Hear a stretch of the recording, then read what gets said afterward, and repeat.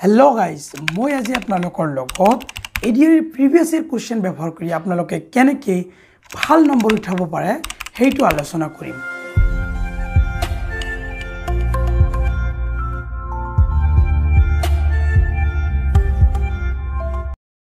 তো প্ৰথমত এই কোশ্চেন বিলাক চাই প্যাটাৰ্নটো চাব লাগিব। তো পেপাৰ ওয়াইজ প্যাটাৰ্ন বিলাক মই ইয়াতে দি দিছো। তো পেপাৰ 1 কি আছিল আপোনালোকে জানে, পেপাৰ 1 ক্লাস 10 লৈকে আছিল, পেপাৰ 2 ক্লাস 8 লৈকে, পেপাৰ 3 এইচএস লেভেল লৈকে আছিল, পেপাৰ 4 গ্ৰেজুৱেট লেভেল লৈকে আছিল আৰু হেকত এটা পেপাৰ আছিল হেতু হল ড্ৰাইভাৰ পোষ্টৰ কাৰণে পেপাৰ 5 আছিল। তো পেপাৰ 1 আৰু 2 টোটাল কোশ্চেন আছিল কিমান 35 টা আৰু সময় কিমান আছিল 2 ঘণ্টা। তো এটা কোশ্চেনৰ কাৰণে কিমান সময় পাও আমি, তো ইয়াতে আমি যদি প্ৰত্যেকটো ডিভাইড কৰো তেন্তে 1 মিনিট 12 সেকেন্ড কৈ সময় পাও আমি প্ৰত্যেকটো কোশ্চেনত পেপাৰ 1 আৰু 2 ৰ কাৰণে। আপুনি এই টেস্ট কৰাৰ কাৰণে বেলেগ বেলেগ এক্সাম দিব পাৰে। তো টেস্ট কৰিব ঘৰতে এই এডিআৰ কোশ্চেন বিলাক এবাৰ সলভ কৰি চাব, সলভ কৰি পৰীক্ষাৰ নিচিনা কৈ দি আপুনি চেষ্টা কৰি চাব আৰু নিউ কোশ্চেন বনাই বা অনলাইনৰ পৰা কোশ্চেন লৈ টেস্টৰ কাৰণে হিবিলাক লৈ আপুনি ঘৰত চেষ্টা কৰিব যে 1 মিনিটত এটা কৈ কোশ্চেন হেক কৰিব আৰু 2 ঘণ্টাৰ ভিতৰত যাতে 135 টা কোশ্চেন আপোনাৰ হেক হয় পেপাৰ 1 আৰু পেপাৰ 2 ৰ কাৰণে। এক্সাম প্যাটাৰ্ন আৰু টাইমটো এনেকুৱা। তো পেপাৰ 3 কাৰণে কি আছিল, এইটো এইচএস লেভেল লৈকে আছিল, ইয়াত 100 টা কোশ্চেন আছিল আৰু মাৰ্ক আছিল 150 মাৰ্ক, সময় আছিল 2 ঘণ্টা। ইয়াত অলপ কি আছে সময় অলপ আমি বেছি পাম, কিমান সময় পাম 1 মিনিট 20 সেকেন্ড সময় পাম।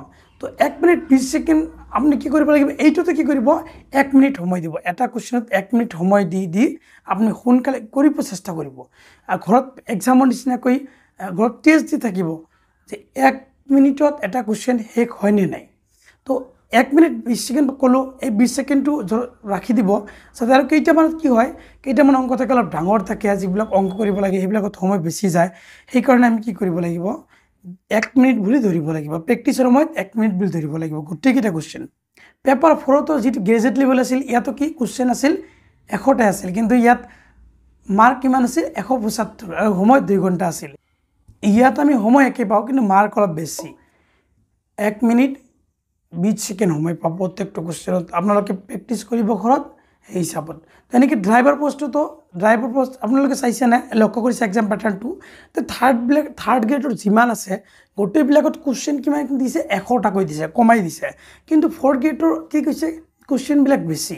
তো 4th গ্ৰেডত চাওক বেছি সোনকালে কৰিব লাগিব, কিন্তু 3rd গ্ৰেডত চাওক অলপ কম সময়ত কৰিলেও হয়, কিন্তু ভালকৈ কৰিব লাগিব, স্মাৰ্টলি কৰিব লাগিব। তো এই এক্সামৰ প্যাটাৰ্নৰ পৰা আমি এটা কোশ্চেনত কিমান সময় দিব লাগিব আৰু পেপাৰ বিলাক কিমান মাৰ্কৰ আহে, কিমান সময়ত হেক কৰিব লাগিব, এইবিলাক আমি জানিলো। তো আমি নেক্সটত কি জানিম, কোনটো সাবজেক্ট বেছি ইম্পৰ্টেন্ট, সেই হিচাপত কোনটোৰ পৰা কিমানটো কোশ্চেন আহিছে সেইটো আমি চাব লাগিব। তো মই পেপাৰ ওয়াইজ ইয়াত লিষ্ট আপোনালোকক দি দিছো, আপোনালোকে চাব পাৰে কি আছে। পেপাৰ 1 আৰু 2 প্ৰায় একে আছিল হা। পেপাৰ 1 আৰু 2 জিএস আৰু কাৰেন্ট এফেয়াৰ্সৰ পৰা কি আহিছিল 60 টা কোশ্চেন আহিছিল আৰু ইয়াত মাৰ্ক আছিল 60। এনেকৈ কৈ ম্যাথছত আছিল 25 কোশ্চেন, মাৰ্ক আছিল 25, 15 মাৰ্ক আছিল আৰু কোশ্চেন 15 টা আছিল। এনেকৈ ৰিজনিংত কি আছিল 35 টা কোশ্চেন আছিল আৰু মাৰ্ক কিমান আছিল 35। তো ইয়াত কি পালো আমি, পেপাৰ 1 আৰু 2 ৰ কাৰণে জিএস আৰু কাৰেন্ট এফেয়াৰ্স বহুত ইম্পৰ্টেন্ট। ইয়াত 60 মাৰ্ক আহিছে, চাওক আধা মাৰ্ক ইয়াৰ পৰা আহে। তাৰ পিছত বেছি ওয়েটেজ থকা সাবজেক্টটো কি ম্যাথছ। তো সেই হিচাপত সময় মিলাই আমি কি কৰিব লাগিব, যিবিলাক সাবজেক্টত মাৰ্ক বেছি তাতে সময় বেছি দিব লাগিব। আৰু ইংলিছত চাওক অলপ কম দিছে, ৰিজনিং ম্যাথছ।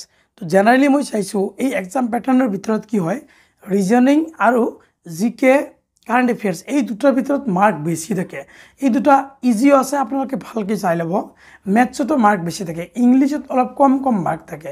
তো ইংলিছত আপোনালোকে ইমান সময় দিব নালাগে, মই কোৱা নাই যে সময় দিব সময়, কিন্তু অলপ কম সময় দিব, মানে যিবিলাকৰ পৰা মাৰ্ক বেছি আহিব এইবিলাকত আমি বেছি সময় দিব লাগিব। পেপাৰ 3 একেদৰে কি আছিল 40 টা কোশ্চেন আছিল জিএস আৰু কাৰেন্ট এফেয়াৰ্সৰ পৰা। তো ইয়াতো মাৰ্ক আছিল 60, ইয়াতো 60 মাৰ্ক আছিল জিএস আৰু কাৰেন্ট এফেয়াৰ্সৰ পৰা।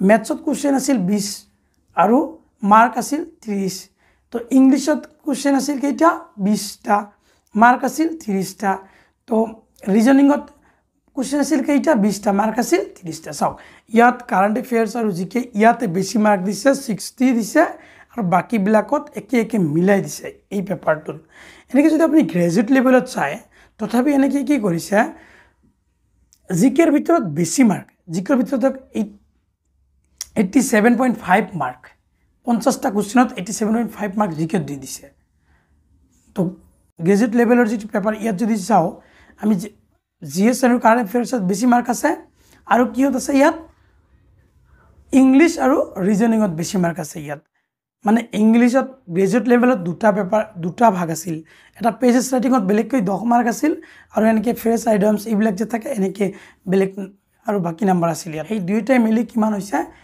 35 মাৰ্ক হৈছে ইংলিছত তো গ্ৰেড এই থাৰ্ড গ্ৰেডৰ আৰু এটা পেপাৰ আছিল ড্ৰাইভাৰ পোষ্টৰ কাৰণে ইয়াত সেই মাৰ্ক এই আগৰ নিচিনাই পেপাৰ 3 নিচিনাই আছে ইয়াত তো আপোনালোকে এই চাৰ্টৰ পৰা চাই ল'ব ইয়াৰ পৰা আপুনি সাবজেক্টটো সুইচ কৰি ল'ব যে কোনটো সাবজেক্টত বেছি মাৰ্ক আহে তাতে সময় অলপ বেছি দিব এনেকৈ মিলাই দিব আৰু যত অলপ কম আহে তাত অলপ সময় কম দিব এনেকৈ কৰি নেক্সটত আমি জানিব লাগিব কোনটো টপিক ইম্পৰ্টেণ্ট এটা টপিকটো যে ইম্পৰ্টেণ্ট যদি ওলাই দিব খোজো বহুত সময় লাগিব আপোনালোকে যদি কয় মই বেলেগকৈ এটা ভিডিঅ' বনাই দিম কোনটো টপিকৰ পৰা বেছি কুৱেশ্যন আহিছিল কোনটো টপিক বেছি ইম্পৰ্টেণ্ট এনেকৈ মই বেলেগ এটা ভিডিঅ' বনাই দিম তো আপোনালোকে তথাপি বাছি ওলাব আপোনালোকে বাছি ওলাব কোনটো টপিকৰ পৰা বেছি কুৱেশ্যন আহিছে যিটো টপিকৰ পৰা বেছি কুৱেশ্যন আহিছে সেই টপিকটো আপোনালোকে ভালকৈ পঢ়িব যাতে নাম্বাৰ কম সময়ত বেছি নাম্বাৰ উঠাব পাৰো আৰু যত অলপ কম আছে কম কুৱেশ্যন আহিছে যৰ পৰা এইবিলাক অলপ কমকৈ পঢ়িব মই কোৱা নাই যে নপঢ়িব